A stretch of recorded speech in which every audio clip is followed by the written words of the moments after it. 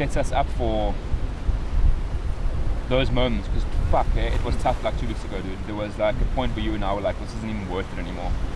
And then we look back and we're like, it actually is all worth it. Yeah, there's no way we're going to give it up.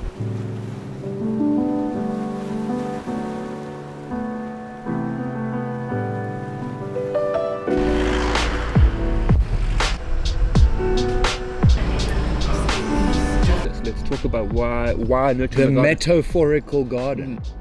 Got to be recorded. Sorry, I was waiting for that. And I think where that came from was it's indicative of you and I honoring people. And as you know, a garden being made up of plants, if you look after the plants and you nurture them and you grow them and you give them the time they deserve, that garden will grow. And but each plant needs different nutrients, different time, different amount of love and care. On more of a deeper level, where the garden is kind of, I wouldn't say benefited, but where it's been really advantageous to us is the people who we've sort of welcomed into our garden and nurtured them and engaged with them. They've really educated us, and I think where that comes from is Andy and I have also had this mindset where we meet when we meet someone new, we go in with the attitude of we know nothing, like we know nothing about what it is you do. You tell us everything you know. And I think like you're the best embroider in the world to us. Like yes. if we'd like meet an embroider, like and I think that humility gives people. We haven't gone in there with an agenda. I think us going in there and saying, hey, we're new to the market, we're new to this game, please teach us.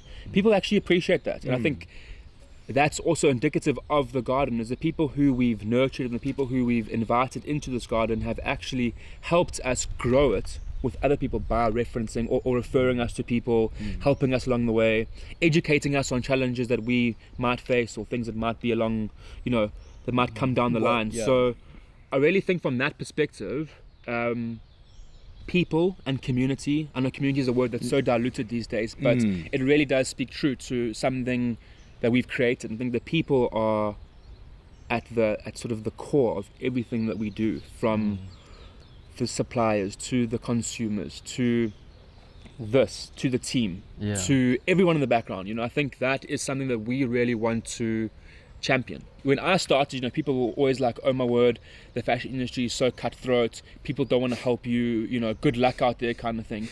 To be honest, my experience has been very different. It's been totally different. I've been welcomed into the industry. I've been welcomed by people who have educated me, shared knowledge. So for me, it's like I almost want to do this to acknowledge them and honor them.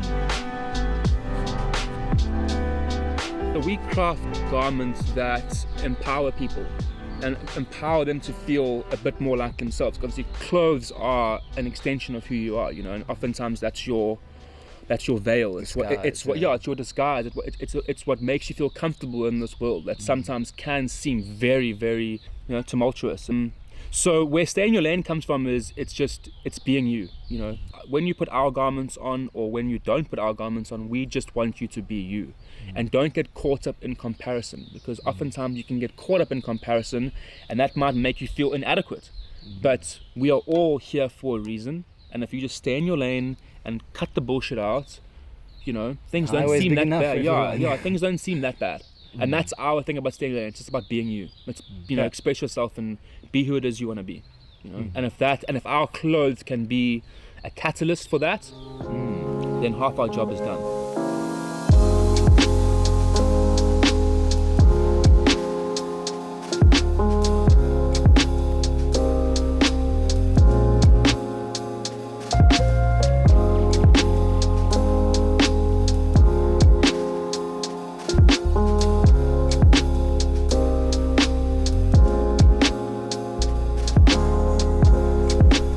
It's amazing. Yeah.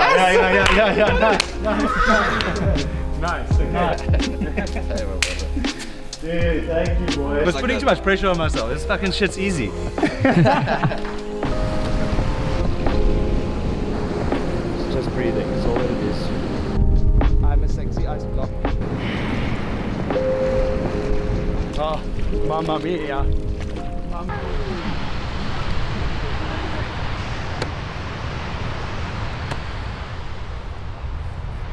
So That was not.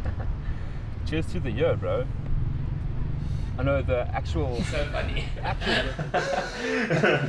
Well, hey, fuck, at least he's looking after himself, bro. So we don't actually come from a formal fashion design or a studied background.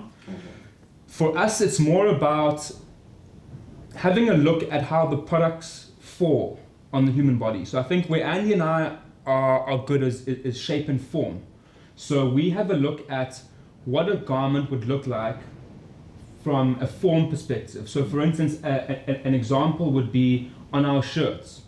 The reason why we chose this collar is because in our minds, your collar is the load-bearing point of the shirt. If the collar is loose, the shirt will seem loose on the physique, or on the person's body.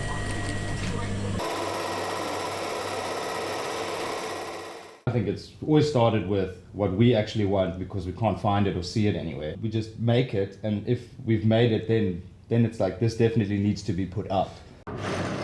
Another step in the process that Andy and I take quite seriously is we test our samples on a multitude of body shapes and body types. So tall guys, short guys, guys who are stocky, guys who are athletic, guys who aren't athletic, girls.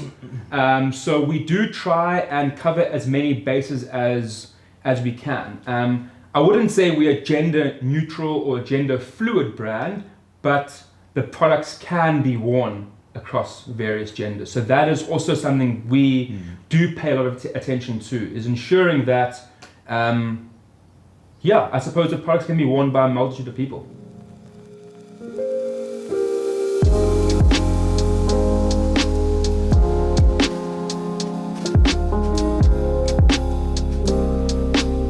People are starting to take notes of us as a brand and as humans, dude. Sometimes doing the right thing does pay off. It just takes a bit longer. Yeah. I think obviously that I'm really interested to see what happens with this conversation tomorrow. We can be in the States within the next year.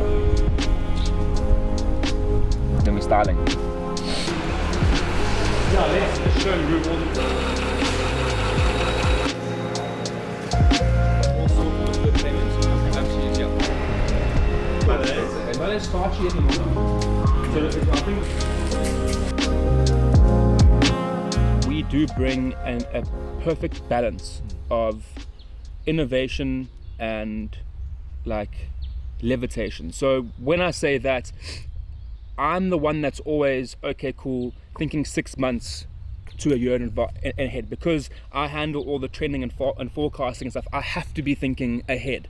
So oftentimes when you are constantly future focused and thinking about what's to come, you almost forget about what you've done and what you are currently doing. So I think that's where the balance comes in, is I'm very forward thinking. Andy's very real in terms of Matt.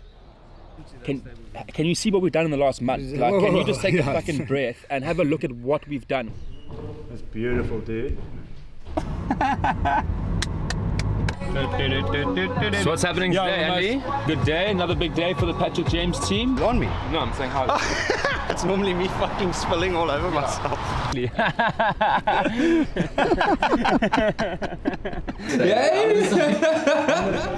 What a fucking ride, eh? Who would have thought, eh? Just begun. It feels like it's been a whole, like 3, 4, 5 years we've done.